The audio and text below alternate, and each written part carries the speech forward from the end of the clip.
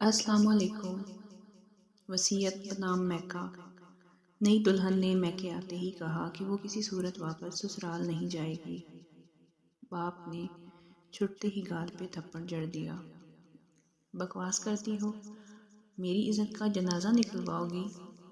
اور دھاڑ کے اپنی بیوی سے مخاطب ہوا، یہ تربیت کی ہے اس کی، سمجھا لو اس کو ورنہ تمہاری خیر نہیں۔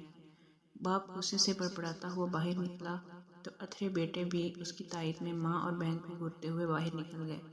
بے بس ماں جو سہمی سی کونے میں بیٹھی تھی، پہلے تو اٹھ کے زور زبردستی سے اس کا فیصلہ بدلنے کی کوشش کی، آخر دونوں ہاتھ جوڑے اس کے قدموں میں ڈھیر ہو گئی۔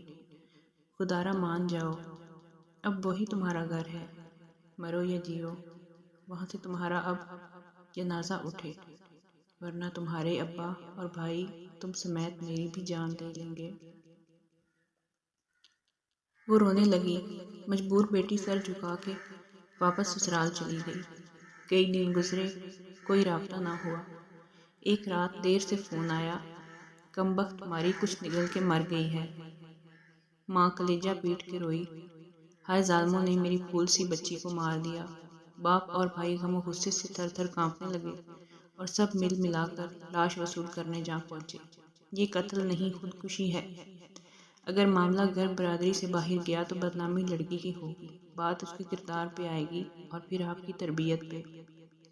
اس بات پہ میکے والے اپنی زبان دانتوں تلے دبا کے منائے، بس لاش ہمارے حوالے کر دیجئے کہ ہم، مگر ساس ایک کاغذ کا ٹکڑا اٹھا لائی، اگر ممکن ہو تو مجھے اس گھر کے پیچھے کسی غیر ضروری جگہ پہ دفن کر دینا، جہاں سورج کی کرنیں مجھ تک نہ پہنچیں، جہاں چاند کی ٹھنڈی روشنی اور تاروں کی اٹکھیلیاں مجھے نہ دکھائی دیں۔ جو بھی کرنا، میرے وجود کو اس گھر کی دہلیز سے باہر مت جانے دینا۔ میرے باپ کی پگڑی اور بھائیوں کا وقار خاک میں مت ملانا۔